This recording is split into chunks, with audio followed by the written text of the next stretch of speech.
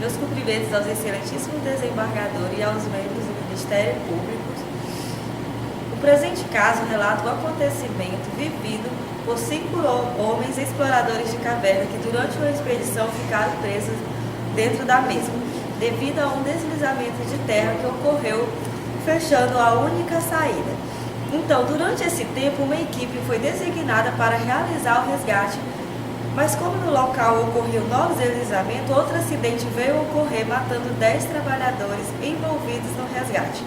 Sabemos então que no 20º dia houve a primeira comunicação e os exploradores de caverna foram informados através de um aparelho que enviava mensagem que pelo menos 10 dias seriam gastos para que fossem resgatados. Os 5 homens presos perguntaram se teriam médicos presentes no local e relataram aos mesmos suas condições dentro da caverna, informando que havia pouca comida e também queriam saber se era possível sobreviver sem alimento por mais de 10 dias, e foram informados que as chances eram remotas. Depois disso, se perdeu o contato por 8 horas. Quando a comunicação se restabeleceu, os homens pediram para falar mais uma vez com os médicos presentes. Foi quando o próprio Roger Wetmore perguntou se era possível sobreviver comendo a carne de um deles, e o médico respondeu que sim. Nesse instante, Wetmore também perguntou se seria conveniente tirarem a sorte através de um dado que carregava com ele, causando até mesmo espanto entre os outros 4 exploradores, para saber quem serviria de alimento, mas nenhum dos médicos e autoridades presentes responderam. Então os dados foram lançados e Wetmore, o mentor da ideia, não teve a sorte ao seu lado e foi servido de alimento para os outros colegas.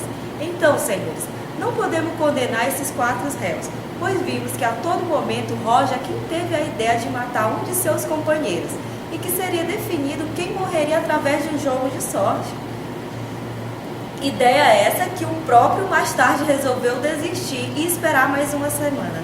Sabemos também que Roger não contrapôs em nenhum momento quando soube que um de seus colegas jogaria o dado por eles, e então a sorte ali lançada a todos. Senhores, esses homens se encontravam em estado de natureza, de necessidade, lutavam para sobreviver e viviam sob fortes emoções. Esses 4 aqui não tiveram essa ideia, mas sim a ideia partiu do mesmo que vieram morrer mais tarde. E não sabemos por qual motivo veio desistir.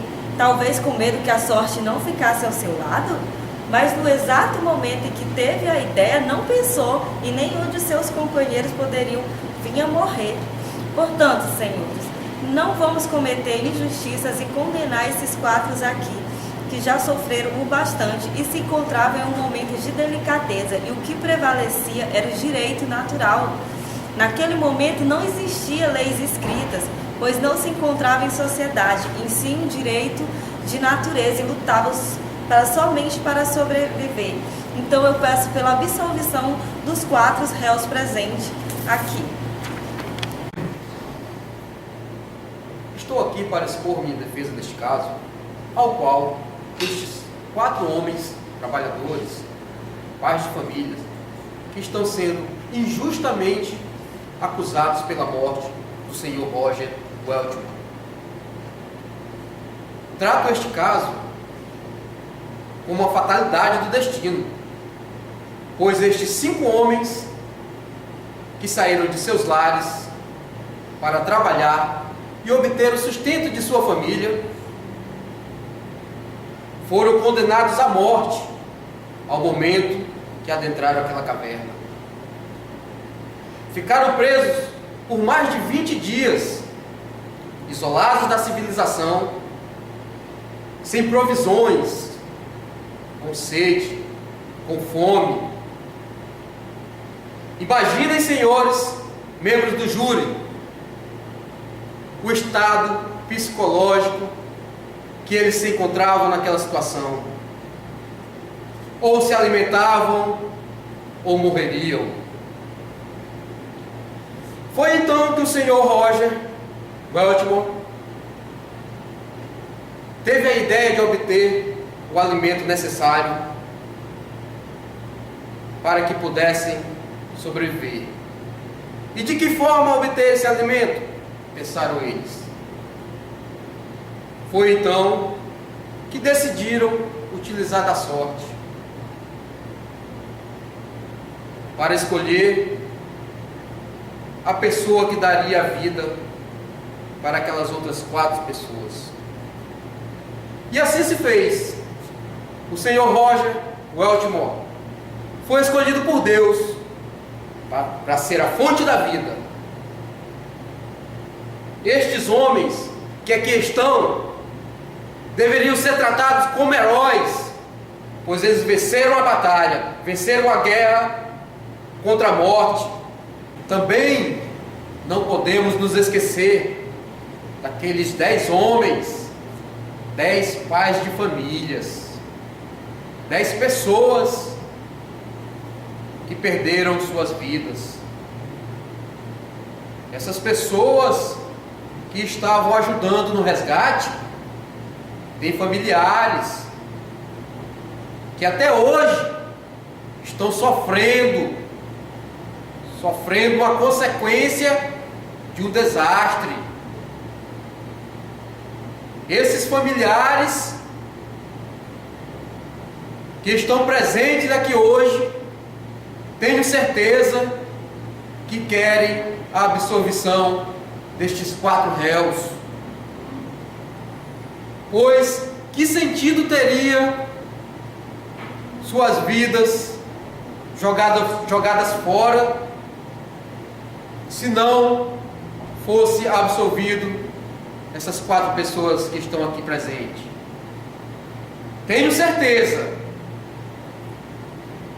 membros do júri, que vocês também estão com o mesmo pensamento que eu. A população está querendo a absolvição.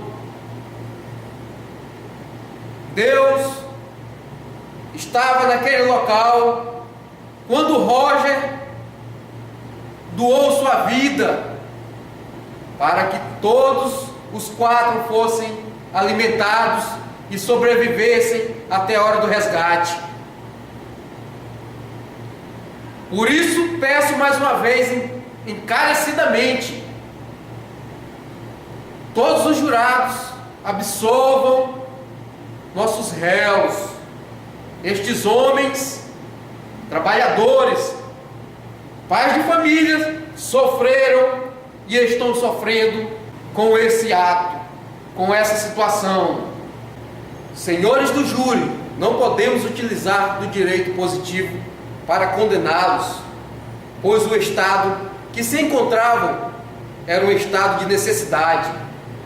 Por isso, senhores, peço encarecidamente a absolvição destes heróis neste caso. Bom, continuando a defesa da tese do caso dos exploradores de caverna, eu queria ressaltar principalmente o atrito que há neste caso, que é exatamente na letra da lei.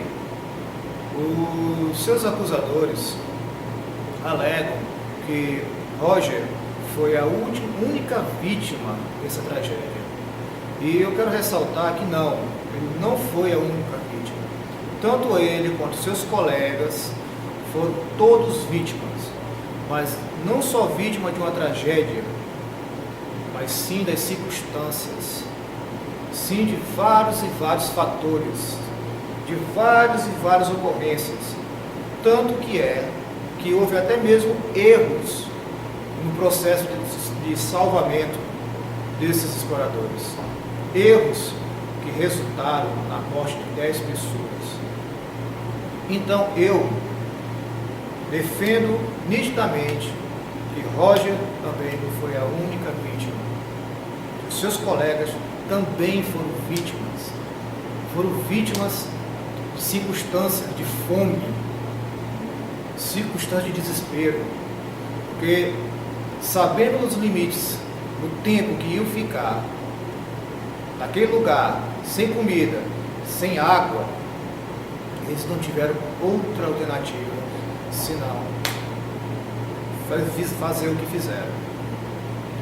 Então, eu defendo plenamente a absolvição dos colegas de Roger e que, nesse caso, volto a repetir, houve vítima, não houve uma vítima, são várias e várias vítimas. Bem, de acordo com o trágico caso ocorrido, vale ressaltar, mais uma vez, que a ideia de se alimentarem por um deles não partiu de nenhum dos réus, e sim do próprio Roger.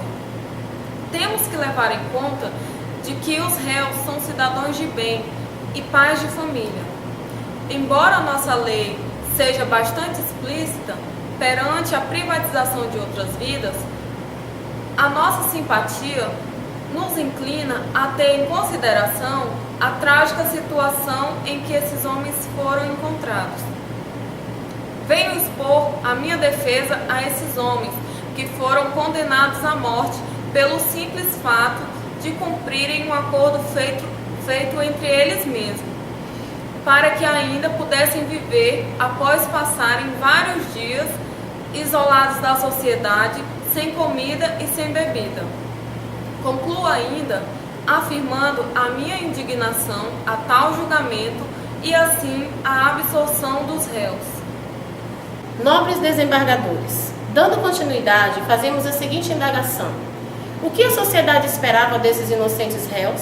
Que morresse de inanição?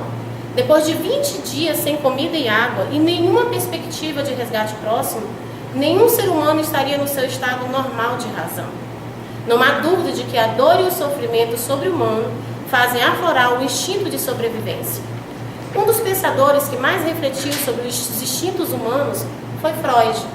Sua teoria psicanalítica afirma que a parte racional e consciente da mente age como uma barreira que oculta o instinto e a mente inconsciente que está em contato com a dimensão animal do homem.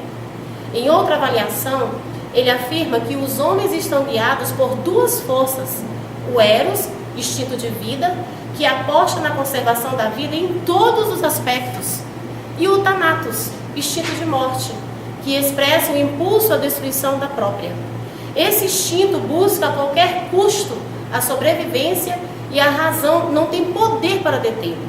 Os réus não estavam em condições racionais para discernir sobre as consequências dos seus atos, em face da alteração do seu estado mental. O ambiente extremo é capaz de alterar o estado racional do ser humano.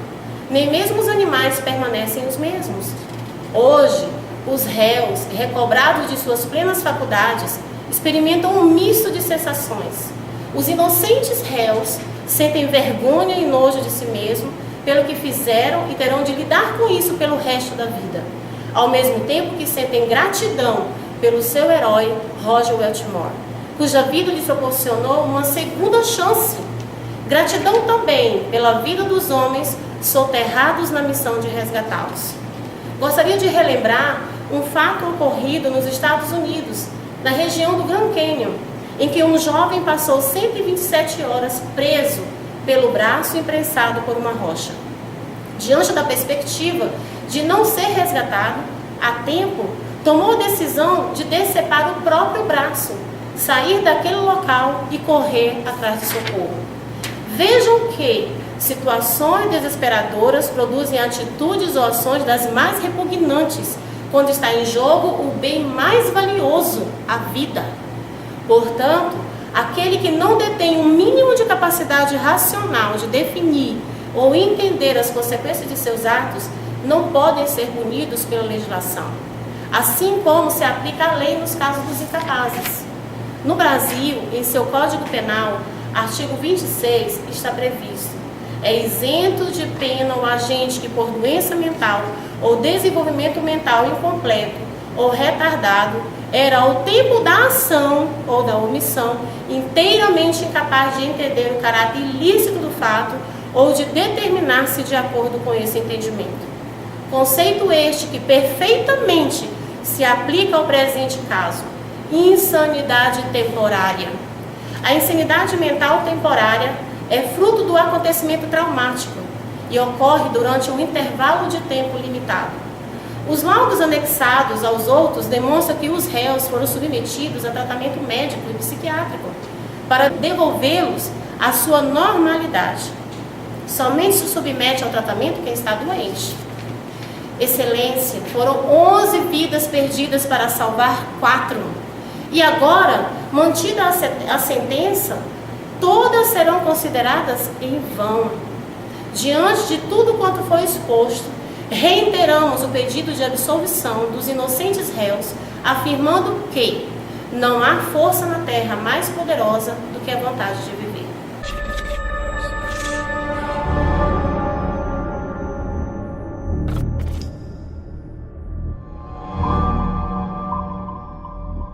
you